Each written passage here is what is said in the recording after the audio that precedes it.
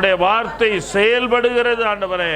உம்முடைய வார்த்தை எல்லாவற்றையும் செய்யும் ஆண்டவரே. எல்லாவற்றாலும் நிரப்பக்கூடியது ஆண்டவரே. நீர் ஒரு வார்த்தை சொன்னால் போதும் ஆண்டவரே, எல்லாம் ஆகும் ஆண்டவரே, எல்லாம் ஆகும். இது மனுஷரால் கூடாததுதான், இது தேவனால் கூடாதது அல்ல என்று வேதம் சொல்லுகிறது. அந்த வசனத்தை நாங்கள் அறிக்கையிடுகிறோம் ஆண்டவரே. வரப்போகிற வருஷம் முழுவதும் நம்மை காக்க போகிறவரை துதிக்கிறோம். அவர் கிருபை என்றும் உள்ளது. போக்குவரத்திலே எங்களை காப்பாற்றினதற்காக துதிக்கிறோம். கிருபை என்றும் உள்ளது ஆண்டவரே. வருகிற வருடத்திலே எங்களுடைய எல்லா பயணங்களிலும் உம்முடைய கிருபை எங்களோடு இருக்கிற ஸ்தோத்திரப்பா. காரியத்தை வாய்க்க பண்ணுகிறவரை துதிக்கிறோம். அவர் கிருபை என்றும் உள்ளது. நாங்கள் செய்யும் எல்லாவற்றிலும் எங்களை ஆசீர்வதிப்பவரை துதிக்கிறோம். அவர் கிருபை என்றும் உள்ளது. எங்களுடைய தாழ்வில் எங்களை நினைத்தவரை துதிக்கிறோம். அவர் கிருபை என்றும் உள்ளது. எங்களுடைய சத்துருக்களின் கையிலிருந்து எங்களை விடுதலை பண்ணின கர்த்தரை துதிக்கிறோம். அவர் கிருபை என்றும் உள்ளது. மாம்ச தேகமுள்ள யாவும் ஆகாரம் கொடுக்கிறவரை துதிக்கிறோம். அவர் கிருபை என்றும் உள்ளது. பரலோக தேவனை துதிக்கிறோம். அவர் கிருபை என்றும் உள்ளது. அல்லேலூயா. அவருடைய கிருபை என்றும் உள்ளது. அவர் கிருபை என்றும் உள்ளது. ஆண்டவரே, உம்முடைய கிருபை என்றும் உள்ளதப்பா. எங்களை 2024 முடித்து 2025க்குள் அழைத்து கொண்டு போகிறவரை துதிக்கிறோம். அவர் கிருபை என்றும் உள்ளதப்பா. ஆண்டவரே, உம்முடைய கிருபை என்றும் உள்ளது, என்றும் உள்ளது, என்றும் உள்ளதப்பா. ஆண்டவரே, 2025 என்னும் மிக பெரிதான வெளிச்சத்தை எங்களை வைத்திருக்கிற ஸ்தோத்திரிக்கிறோம். 2025ஆம் வருடத்திலே எங்களை எல்லா ஆசீர்வாதங்களை எங்களுக்கு தரப்போகிறவரை ஸ்தோத்திரிக்கிறோம். 2025 எல்லா சாபங்கள் நீங்கி ஆசீர்வாதமாக நாங்கள் வாழ போற ஸ்தோத்திரம். எல்லா விதமான கட்டுகள் நீங்கி விடுதலையோடு வாழ போற ஸ்தோத்திரம். கர்த்தாவே, நாங்கள் துதிக்கிறோம், துதிக்கிறோம், துதிக்கிறோம், துதிக்கிறோம், துதிக்கிறோம், துதிக்கிறோம். அல்லேலூயா. ஸ்தோத்திரம், ஸ்தோத்திரம். வல்லமை, வல்லமை, வல்லமை, வல்லமை, வல்லமை. உம்முடைய வல்லமை இறங்கட்டும், உம்முடைய வல்லமை இறங்கட்டும், உம்முடைய வல்லமை இறங்கட்டும் அப்பா. உம்முடைய கிருபை இறங்கட்டும் ஆண்டவரே. உம்முடைய கிருபை இறங்கட்டும், உம்முடைய வல்லமை இறங்கட்டும் ஆண்டவரே. ஆண்டவரே, நன்மையினால் நிரப்புகிறவரே நாங்கள் ஸ்தோத்திரிக்கிறோம். நன்மை மட்டும் தந்தவரே நாங்கள் ஸ்தோத்திரிக்கிறோம். இனிமேலும் எங்களுக்கு நன்மை தரப்போகிறவரே நாங்கள் ஸ்தோத்திரிக்கிறோம். தொடர்ந்து நீர் எங்களை காத்து கொள்ளுவீராக. தொடர்ந்து நீர் எங்களை நடத்துவீராக. தொடர்ந்து நீர் எங்களை நடத்துவீராக. உம்முடைய தயவு, இரக்கம், கிருபை எல்லாவற்றுக்காய் ஸ்தோத்திரிக்கிறோம். உம்முடைய கிருபை என்றும் உள்ளது ஆண்டவரே. ஆண்டவரே, இந்த நேரத்தில் உடைய சமூகத்தில் எங்களை ஒப்பு கொடுக்கிறோம்ப்பா. கேட்க போகிற செய்தி எங்களுக்கு ஆசீர்வாதமாக இருப்பதாக. நாங்கள் கேட்க போகிற கர்த்தருடைய வார்த்தை எங்களுக்குள் கிரியை செய்யட்டும். நாங்கள் கேட்க போகிறதான தேவனுடைய வார்த்தை எங்களுக்குள் எப்பொழுதும் கிரியை செய்யட்டும். நாங்கள் கேட்க போகிறதான தேவனுடைய வார்த்தை எங்களை உயர்த்தட்டும். நாங்கள் கேட்கிற போகிறதான தேவனுடைய வார்த்தை எங்களுக்கு உணர்வை தரட்டும் ஆண்டவரே. எங்களுக்கு கிடைக்க போகிற தேவனுடைய வார்த்தை எங்களை எப்பொழுதும் சந்தோஷமும் மனமகிழ்ச்சியுமாய் 2025 வைக்க போற ஸ்தோத்திரம். உம்முடைய வார்த்தைக்காய் ஸ்தோத்திரம். உம்முடைய வார்த்தைக்காய் ஸ்தோத்திரம். உம்முடைய வார்த்தைக்காய் ஸ்தோத்திரம். நீ தொடர்ந்து நீர் காத்துக்கொள்ளும், வழி நடத்தும், ஆசீர்வதியும். உம்முடைய கரத்தில் அர்ப்பணிக்கிறோம். நீர் பொறுப்பெடுத்துக் கொள்வீராக. ஆவியானுடைய கரங்களில் ஒப்பு கொடுக்கிறோம். இயேசுவின் நாமத்தில் ஜெபிக்கிறோம் ஜீவனுள்ள பிதாவே, ஆமென். எனக்கு அருமையான தேவனுடைய பிள்ளைகளே, 2024ஆம் வருஷத்தை முடிக்கப் போகிறோம். இந்த நேரத்தில் நாம் 3 காரியங்களை நாம் யோசிக்க வேண்டிய நிலையில் இருக்கிறோம்.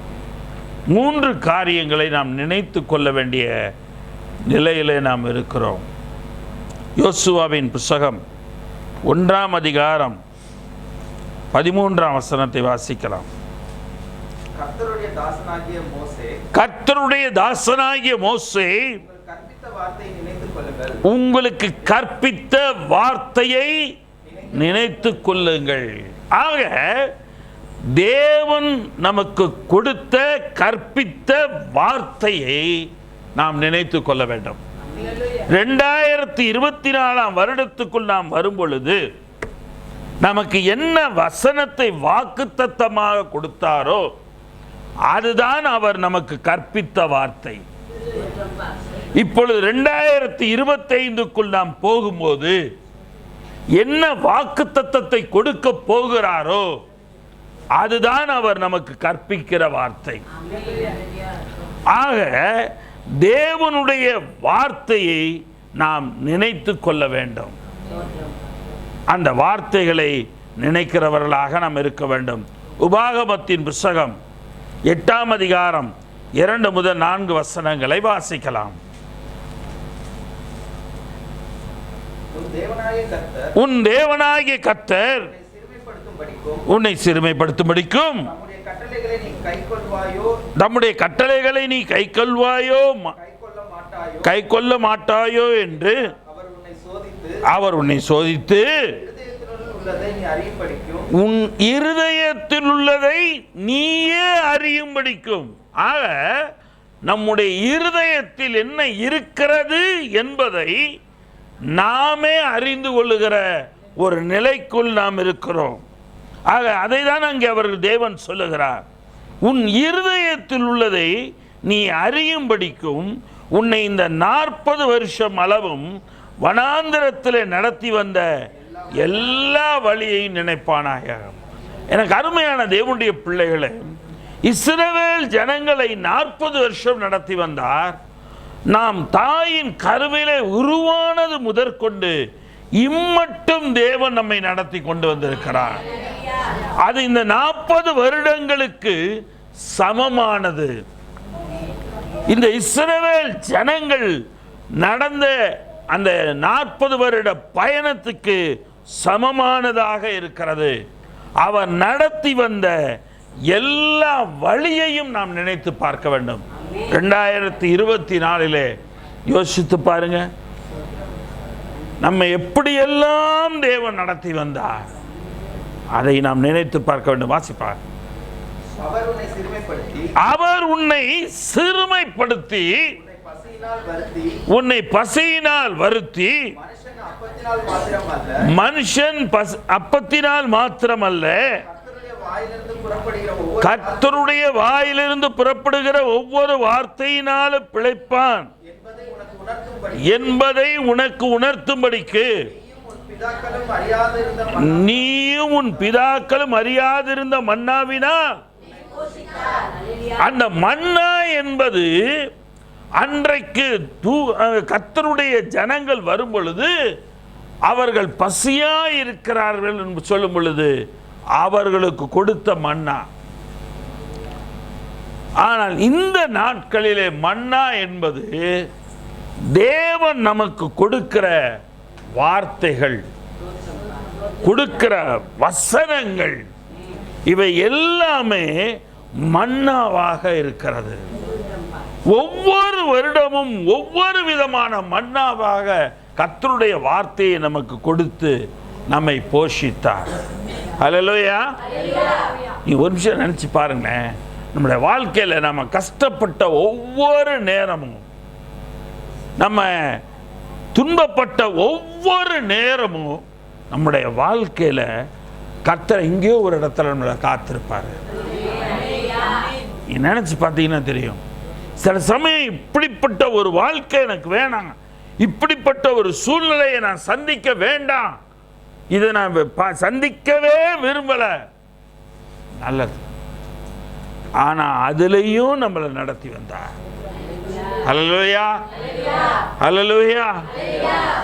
சில சமயங்களில் நம்முடைய கடந்த நாட்களிலே சில இழப்புகள் இருந்திருக்கலாம், சிலருடைய வாழ்க்கையில தோல்வி இருந்திருக்கலாம், சிலருடைய வாழ்க்கையில கண்ணீர், கவலை, வேதனை, துக்கம், துயரம் எல்லாமே இருந்திருக்கலாம், எல்லாமே இருந்திருக்கலாம்.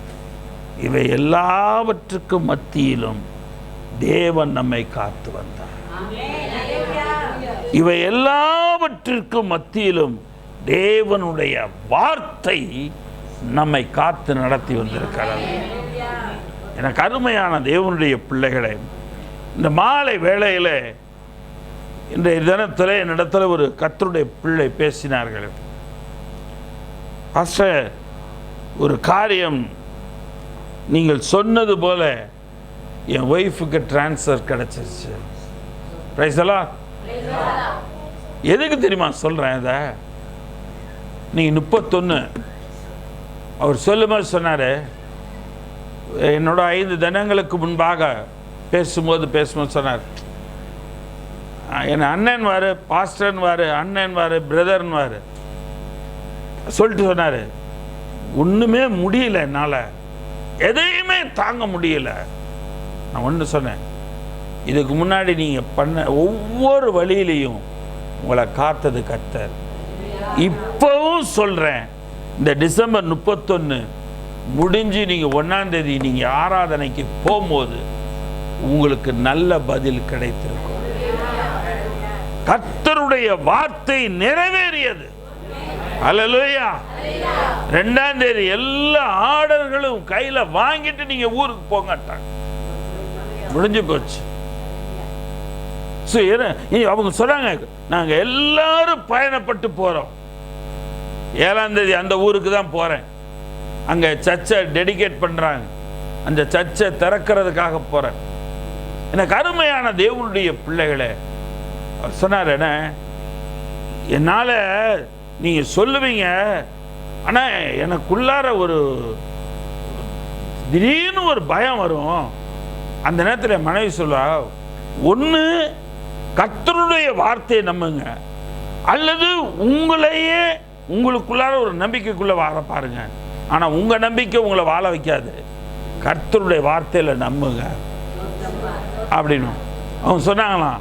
நீங்க பாஸ்டருக்கு ஃபோன் பண்ணுங்க. முதலாவது ஃபோன் பண்ணாங்களா, எனக்கு இருக்கிற விசுவாசம் கூட போயிடும், நீங்க பாஸ்டருக்கு ஃபோன் பண்ணுங்க. அவர் ஃபோன் பண்ண பிற்பாடு சொன்னார், கவலைப்படாத, 31க்குள்ளார உனக்கு எல்லாவற்றையும் செய்வார். செய்யக்கூடியவர் தேவன். காலங்களையும் நேரங்களையும் எல்லாவற்றையும் குறிக்கிறவர் தேவன். நமக்கு குறித்திருக்கிறார். இங்க பார்க்கிறோம், அந்த 40 வருஷமும் உன் மேல் இருந்த வஸ்திரம் பழையதாய் போகவும் இல்லை, உன் கால் வீங்கவும் இல்லை. அந்த நாட்களிலே ஜனங்கள் நடந்து பயணம் போனார்கள். 40 வருட பயணம் நடந்து போனார்கள். இந்த நாட்களிலே நாம் வாகனங்களிலே பயணப்படுகிறோம். இந்த நாட்களிலே வாகனங்கள் பெருகி இருக்கிறது. ஆனாலும் ஒன்று, விபத்துக்களும் பெருகி இருக்கிறது. அவைகளுக்கு மத்தியிலே நம் ஜீவனை நமக்கு காத்து, நம்முடைய வாகனத்தையும் பாதுகாத்து, நமது வலதுபுறத்தில் நம்மை கடந்து செல்லுகிற வாகனத்துக்கும் நம்மை பாதுகாத்து, நாம் கடந்து செல்லும் பொழுது நமது இடதுபுறத்தில் இருக்கிற வாகனத்துக்கும் நம்மை பாதுகாத்து, நமக்கு முன்னால் போகும் வாகனத்துக்கும் நம்மை பாதுகாத்து, நமக்கு பின்னால் வரும் வாகனத்தில் வருகிறோம் அதற்கும் பாதுகாத்து இம்மட்டு நடத்தி வந்திருக்கிறார்.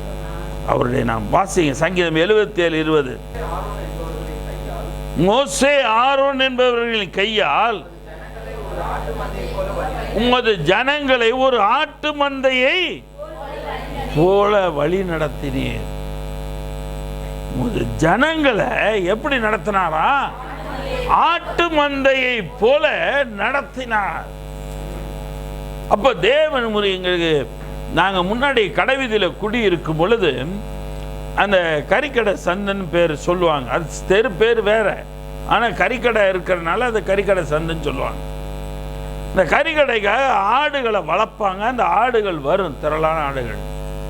இந்த ஆடுகளை மேய்க்கிறவங்க அந்த ஆகாரத்தை எல்லா ஆடுகளுக்கு கிடைக்கிற மாதிரி அந்த ஆகாரத்தை கொடுத்துக்கிட்டே போவாங்க. அது மாதிரி ஆண்டவர் நம்ம ஒவ்வொருத்தருக்கு வேண்டிய தேவைகளை சந்தித்தார். அல்லேலூயா. நம் ஒவ்வொருவருக்கும் தேவையான எல்லா தேவைகளை கர்த்தர் சந்தித்தார். ஒன்றிலும் கர்த்தர் குறைவல்ல. அதனாலதான் ஆட்டு மந்தையை போல வழி நடத்தினார். அந்த மந்தையில் ஒரு ஆடு கூட ஆகாரம் இல்லை, பசியில் அது கத்தாதபடிக்கு எல்லாம் நிறைவாய் சாப்பிட்டு கடந்து போகும்படி தேவன் கிருபை செய்தார். சங்கீதம் 78:14 வாசிங்க. பகலிலே மேகத்தினாலும் முழுவதும் அக்கினி வெளிச்சத்தினாலும் அவர்களை வழி நடத்தினார். பகலிலே மேகத்தினாலும் முழுவதும் அக்கினி வெளிச்சத்தினாலும் அவர்களை வழி நடத்தினார். இந்த பகல் என்பது நம்முடைய வாழ்க்கையில் இருக்கக்கூடிய எல்லா நல்ல சூழ்நிலைகளை குறிக்கும். அந்த எல்லா நல்ல சூழ்நிலைகள் எல்லாவற்றிலும் தேவன் மேகத்தை நாளை நடத்துகிறார். முழுவதும் நம்முடைய வாழ்க்கையில் ஒரு இருண்ட பாதை, மரண இருளின் பள்ளத்தாக்கு என்று தாவீது சொல்லுகிறானே, அதுபோல நம்முடைய வாழ்க்கையில சில வியாதி, பலவீனங்கள், சுகவீனங்கள் எவ்வளவோ இருக்கும். ஆனால் அவை எல்லாவற்றிலிருந்தும் தேவன் அந்த இடத்துல வழி நடத்தி வந்திருக்கிறார். ஆக அவர் நம்மை வழி நடத்தி வந்ததை முதலாவது நாம் நினைக்க வேண்டும். ஆக வாசிங்க இன்னொரு வசனத்தையும் கூட, 78ஆம் அதிகாரம் 52-53. தம்முடைய ஜனங்களை ஆடுகளைப் போல புறப்பட பண்ணி அவர்களை வனாந்திரத்திலே மந்தையை போல கூட்டிக் கொண்டு போய் அவர்கள் எப்படியா அவர்கள் பயப்படாதபடிக்கு பத்திரமாய் வழி நடத்தினார். ஆனா நாமளோ இந்த 2024 எத்தனை விஷயத்துக்கு பயந்திருப்போம், எத்தனை மனுஷனுக்கு பயந்திருப்போம், எத்தனை மனுஷனுடைய வார்த்தைகளுக்கு நாம் பயந்திருப்போம். ஆனா வேதம் சொல்லுகிறது, அவர்கள் பயப்படாதபடிக்கு அவர்களை பத்திரமாய் வழி நடத்தினார். அவர்கள் சத்துருக்களை கடல் மூழ்கி போட்டது என்று சொல்லி பார்க்கிறோம். அவர்களுடைய சத்துருக்களை கடல் மூழ்கி போட்டது, கடல் மூடிருச்சு. தேவன் எல்லாவற்றையும் அங்கே செய்தார். தேவன் செய்யக்கூடியவர் செய்தார். ஆக 2024 இங்கே முடிக்க போற இந்த நேரத்தில் கர்த்தர் பெரிய காரியங்களை நம்முடைய வாழ்க்கையில் செய்வார். யாத்ராகமத்தின் புஸ்தகம் 15ஆம் அதிகாரம் 13ஆம் வசனம். யாத்ராகமம் 15:13. நீர் மீட்டு கொண்ட இந்த ஜனங்களை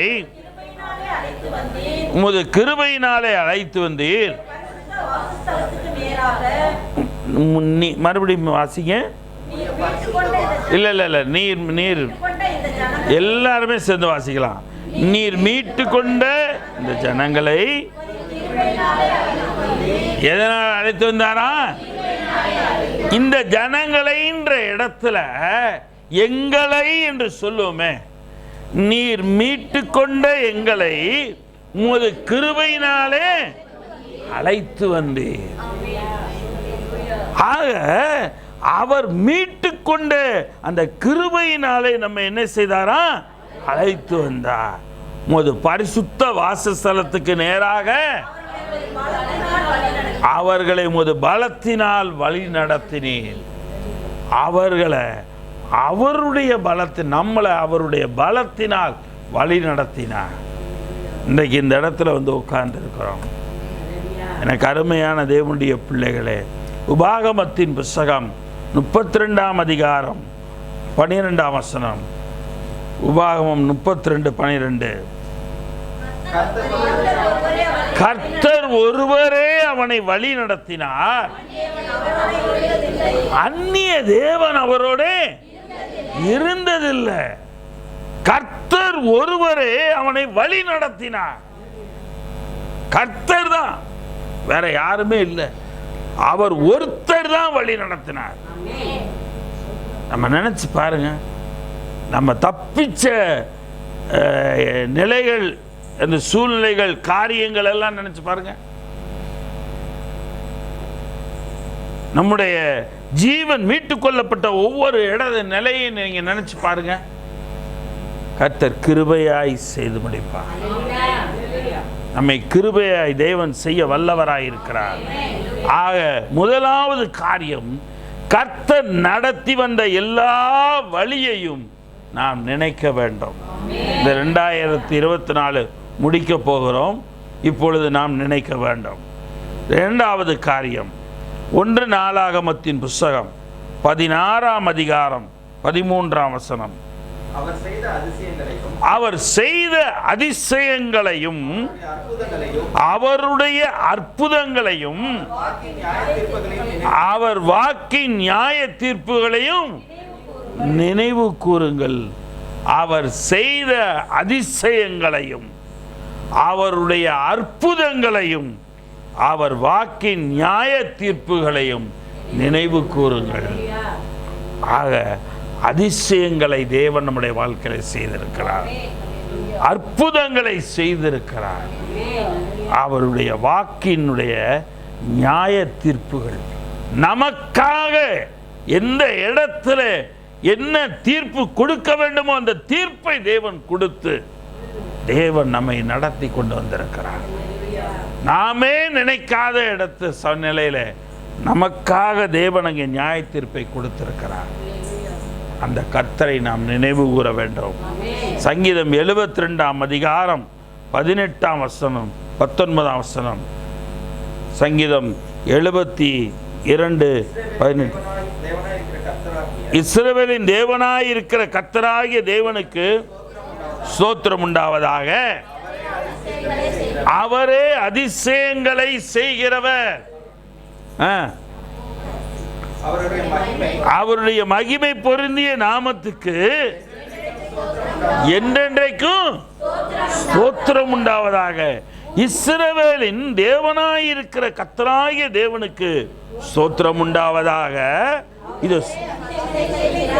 இத சொல்லிட்டு சங்கீதக்காரன் சொல்றான், அவரே அதிசயங்களை செய்யறவர்ப்பா. அடுத்து மறுபடியும் சொல்றான், அவருடைய மகிமை பொருந்திய நாமத்துக்கு என்றென்றைக்கு ஸ்தோத்திரம் உண்டாவதாக சொல்லிட்டு அங்க சொல்றான், பூமி முழுவதும் அவருடைய மகிமையா. ஆமென். அதுதான் முக்கியம்.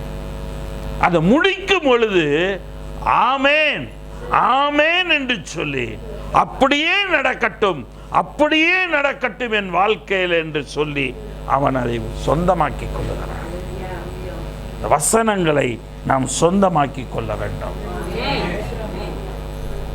25க்குள் நுழைய போகிறோம், அப்படியே போகக்கூடாது. சொந்தமாக்கி கொண்டு அநேக கர்த்தருடைய வார்த்தைகளை சொந்தமாக்கி கொண்டு நாம் நுழைய வேண்டும். சங்கீதம் 75ஆம் அதிகாரம் 1ஆம் வசனம். சங்கீதம் 75:1. உம்மை துதிக்கிறோம் தேவனே, உம்மை துதிக்கிறோம், உமது நாமம் சமீபமாய் இருக்கிறது என்று. கர்த்தருடைய நாமம் எப்ப என்னவா இருக்கான்? கர்த்தருடைய நாமம் என்னவா இருக்கு? சமீபமாய் இருக்கிறது. அப்ப நமக்கு பக்கத்துல நம்மளோடு கூட அவருடைய நாமம் இருக்கிறது. நாம அவருடைய நாமத்தை பயன்படுத்தி கொள்ள வேண்டும். அவருடைய நாமத்தை நாம் பயன்படுத்தும் பொழுது அந்த நாமம் நமக்குள் கிரியை செய்யும்.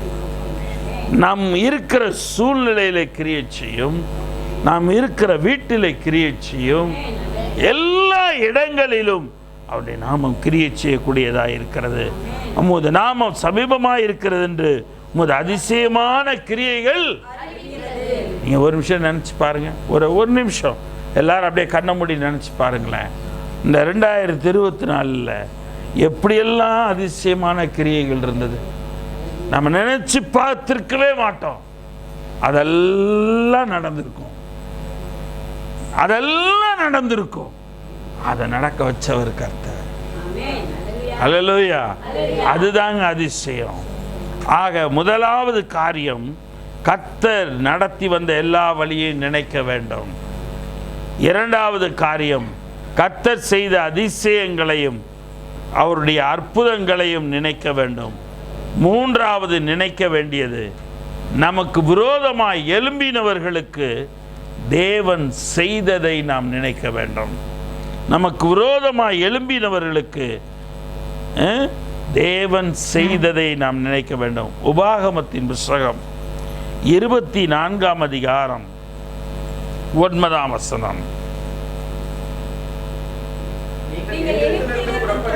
நீங்கள் எகிப்திலிருந்து புறப்பட்டு வருகிற வழியிலே உங்கள் தேவனாகிய கர்த்தர்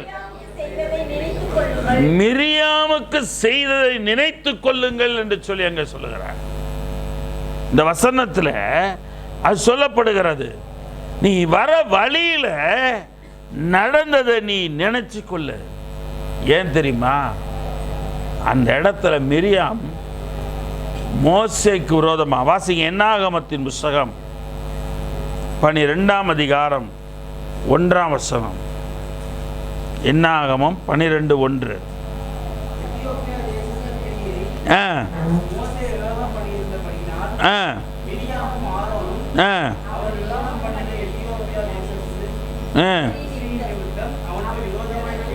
அது அந்த ஸ்ரீன்னு அவன் கல்யாணம் பண்ணியிருந்த அவனுடைய மனைவி நிமித்தமாக அவனுக்கு விரோதமாக பேசுகிறாங்க. நீங்கள் நம்முடைய வாழ்க்கையில் சில நல்ல காரியங்களை கர்த்தர் கொடுத்துருப்பார். அந்த காரியங்கள் நமக்கு வாய்த்திருக்கும், அந்த நல்ல காரியங்கள் நமக்கு நடந்திருக்கும். இதை பார்த்து பொறாமையில் நிறைய பேசியிருப்பாங்க, நம்மளை பார்த்து நிறைய சொல்லியிருப்பாங்க, நமக்கு பின்னாடி புறம் பேசியிருப்பாங்க, என்னவெல்லாமோ பண்ணியிருப்பாங்க. ஆனால் எல்லாவற்றிலும் கர்த்தர் கூட இருந்திருக்கிறார்.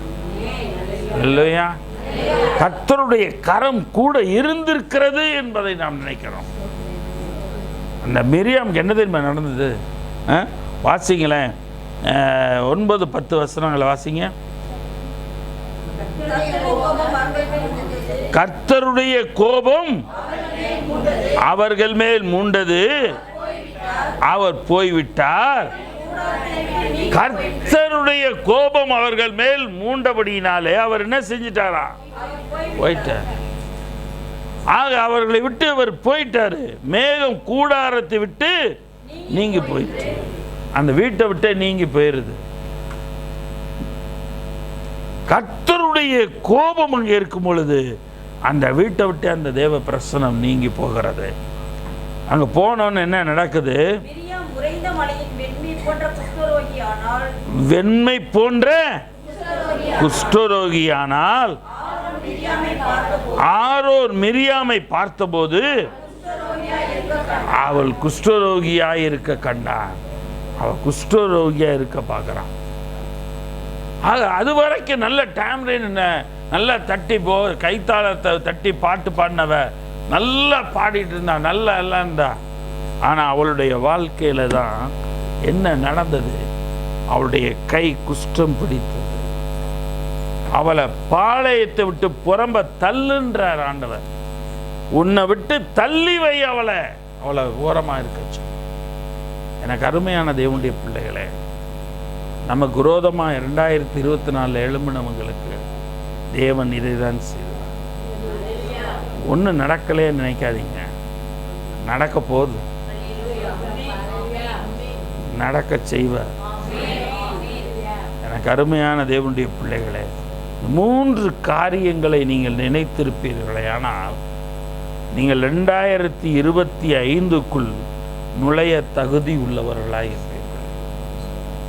இந்த 3 காரியங்களையும் நீங்கள் நினைப்பீர்களே, ஆனால் நான் மறுபடியும் சொல்லுகிறேன், நீங்கள் 2025க்குள் நுழைய தகுதி உள்ளவர்களாக இருக்கிறீர்கள். கர்த்தர் உங்களை நுழைய பண்ணுகிறவராக இருக்கிறார்.